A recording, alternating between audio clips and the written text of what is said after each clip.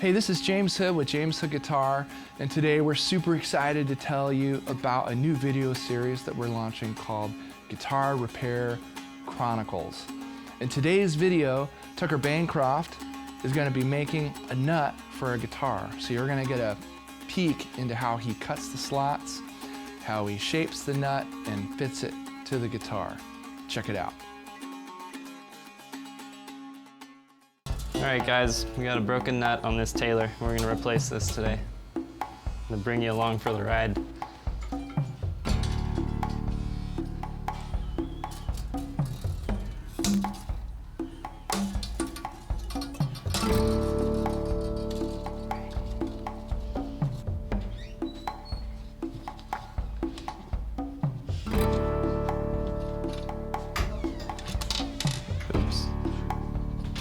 I'll show you a quick tip for this. Make a little block, and then you can always leave your bridge pins right in order. This part's always a little scary looking, but it's not bad. Just make sure there's no finish over the nut, because sometimes there is.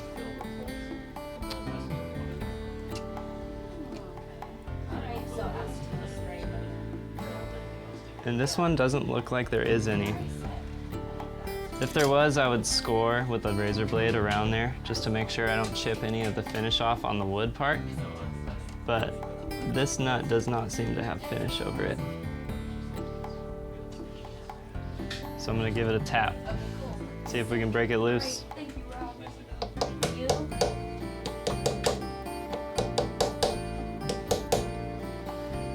We got it broken loose. Pops right out. No finish damage. That's all we really need to be careful about, making sure that that's all good. Because these are just glued on, usually pretty lightly, so they can pop out. They just need to be glued in so they don't fall out when you don't want them to, when you're changing strings and stuff like that. But they don't need to be glued in very hard.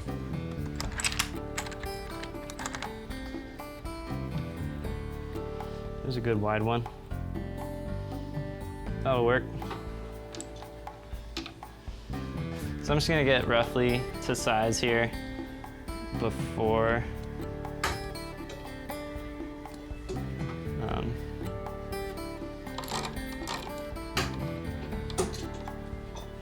just before I thickness it, I'm gonna just cut the end off so that way we don't have to worry about thicknessing extra material. I'm going outside my line just a touch. And might as well do it by hand because then we don't have to go out to the bandsaw since we're filming. This isn't just sanding, this is thoughtful sanding. So I count all my strokes and I flip it, so it's 1, 2, 3, 4, 9, 10, 2, 3, 4, 5. Flipping it every direction ensures that I keep it level. I'll just kind of go back and forth doing that until I have this all the way down, and it might take a minute. So. Very close, right? Still too big, looking really close there. It's looking nice and square, so we're good. 400 grit, nice and polished up. Fits in there, not tightly, doesn't wiggle. Pulls out friction fit, you know? All right, so now what I'll do is just get it flush with the ends so we don't really feel it. So I'll get my pencil line here.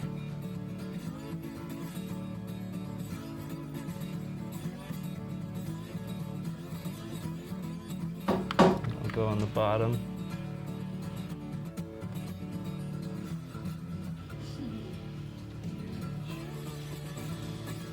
I've got a line right there on the edge. And I'm gonna take that all the way off on this side, get it fit, and then I'll draw my line on the other side and do it so I can just one at a time, make sure they're both just right.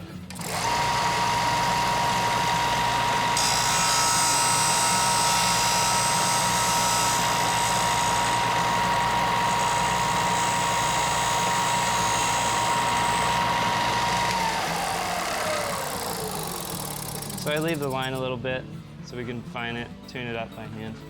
See, these are never square on the end. They kind of shoot out like that, so you gotta make sure you get that just right. But that feels pretty good. And then I'll actually push it in a little bit. See how there's a little gap right there? Because the pencil line is about that wide. And then I'll mark the other side.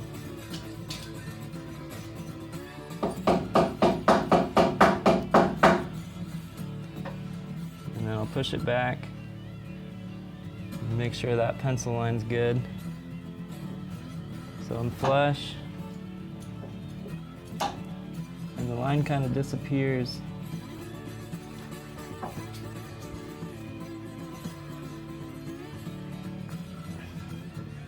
I think we might have nailed it first try. We'll see. Nailed it. That's all we're looking for. You can't drag a fingernail on it. Yeah, a little bit. So it'll just do a little bit of fine sanding, but really close. Cool. So I'll take this. It's my little block right here.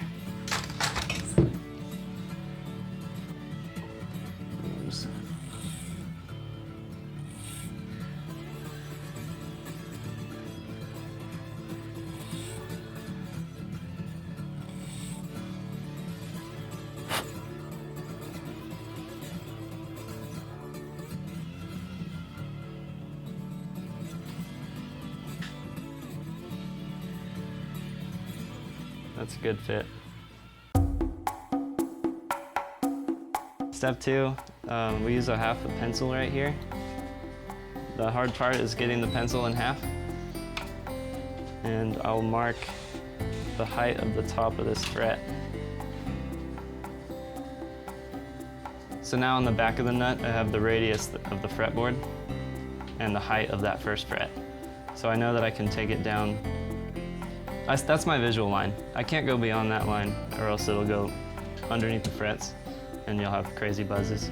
So we're just gonna stay above that line with the slots and just kind of use it as a reference.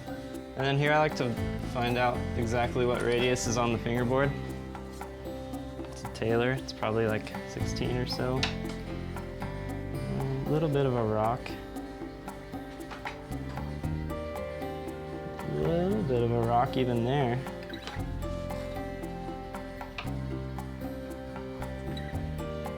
Let's see.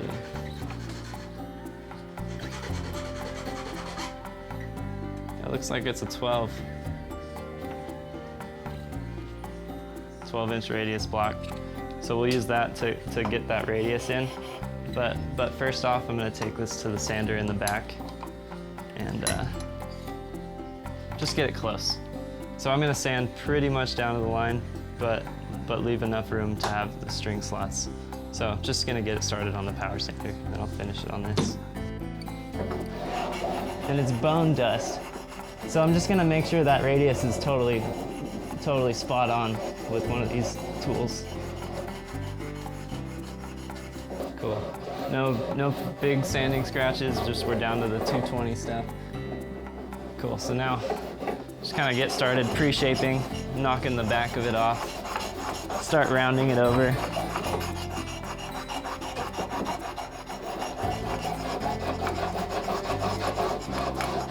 I like to use the blocks. Why not? Keeps it very consistent. Can do it with a file or by hand or just with a flat block or anything, but we have them. So something to look for. If you have ruts in your fingerboard or in your frets, like we have some ruts, not really here, but over here, there's some ruts. We need to make sure that the strings stay in that same path. We can't change the string spacing at all. Unless you have brand new perfect frets, then you can mess with it. But we need to just live in these existing ruts so that we don't get new buzzes. I'm gonna try. This is hard. This is what I try to do. I'm gonna split 8 and 9/64.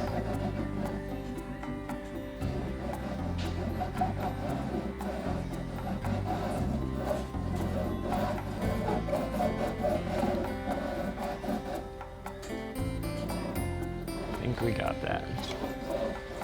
And then I'll try to just hit 8/64 on this side. It's crazy. Wow.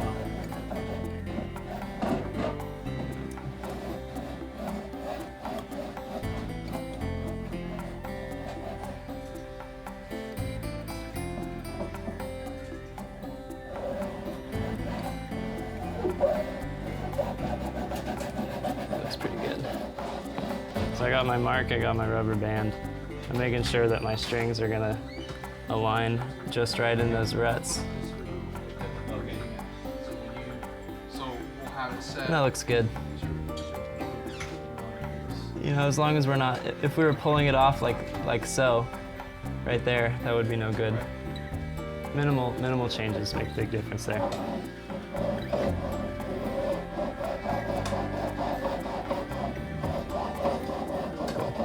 So we're gonna be just fine. I'm gonna nail all the string sizes so your nut will be set up just right for this set. Perfect. So we've got an 11 gauge string and a 12 gauge file.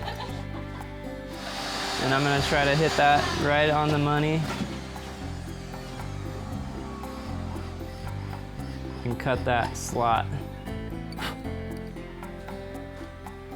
And right now, I'm just going for the string spacing. I'll get the height leveled out later. We got a 52 on the bass side. Pull out the 55. And I'll try to hit that right on the money. Using my finger to stabilize it.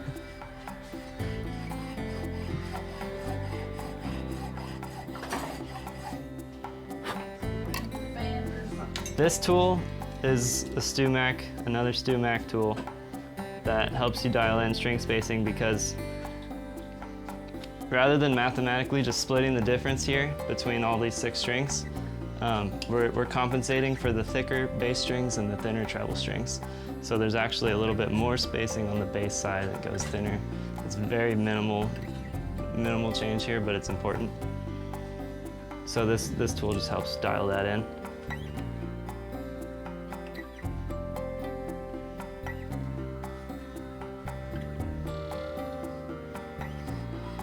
You gotta commit, you gotta just pressure down and do it.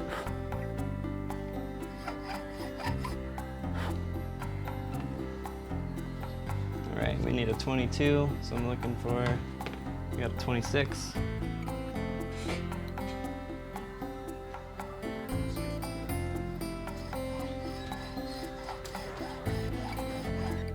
Strings are gonna be totally high. And the reason I leave it there is because I'm just gonna dial in the string alignment, make sure everything's just right. If one of these slots needs to be altered one way or another, I can dig it deeper and push it a certain way.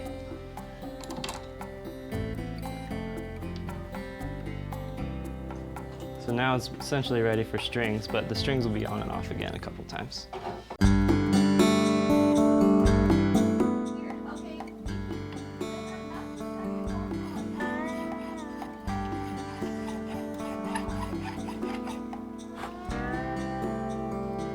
To kind of dial that in a little more.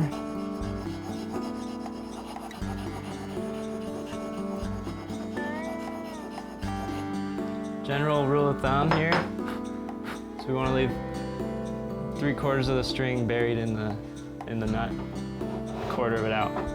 And it'd be cool to do that all the way across, but the trebles usually get totally buried. But we just, it's 9/1000ths of an inch, you know, so it's hard to split that. But as long as it's not popping out, no need to make a big hole. Sanding block. H-E-A-N-E-Y, yes. Okay.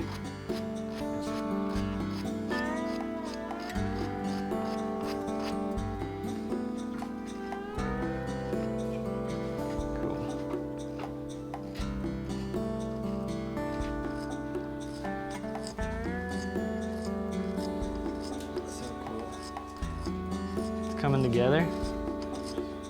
I'll take a little bit off that front edge, but not much. So now I'm just gonna fine sand this thing, make sure it's kind of smooth everywhere. This is 220 grit paper.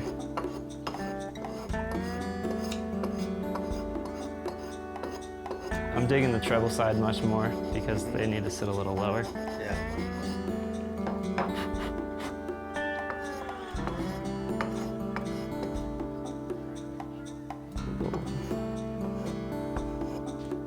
Just want to get all those little scratches out.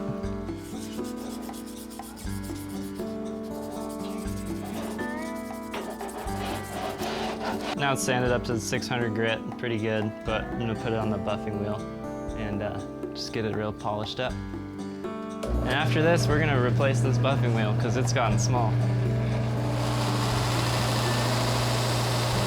Get some rouge on there. Some good compound there.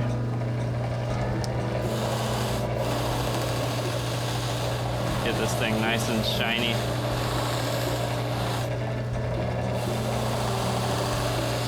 This will rip a nut right out of your hand and throw it on the ground and shatter it in half if you're not holding on tight enough. Just clean that off.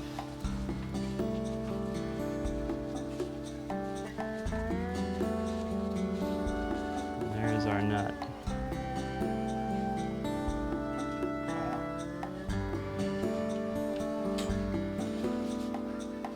We will glue it in, but I'm gonna string it up first and make sure everything is working just right. We got a nice little gauge, and I press down on there, and it tells me how high the bottom of the string is to the top of the fret, and that's showing 20 thousandths. That's good. I'm gonna get it from 15 thousandths on the base end down to 10 thousandths. So I'm just measuring them all, and then I'm gonna file as needed.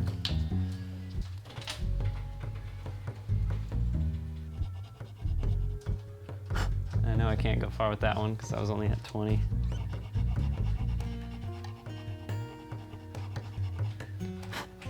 We got from 15 on the base side down to 12. Super tight numbers there, but that is gonna feel really good.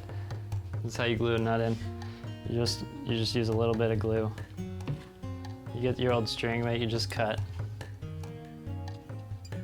You get a dot. You get one there.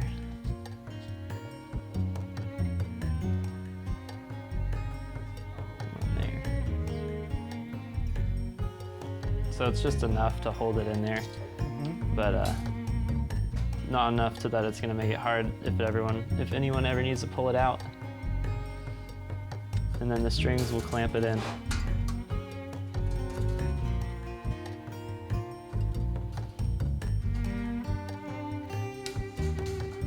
That's it?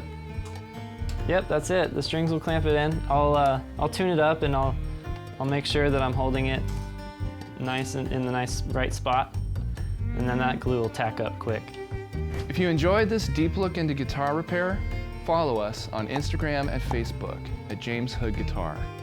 And if you'd like to see more videos like this, we'd love to hear from you. Put a comment below in the comment section.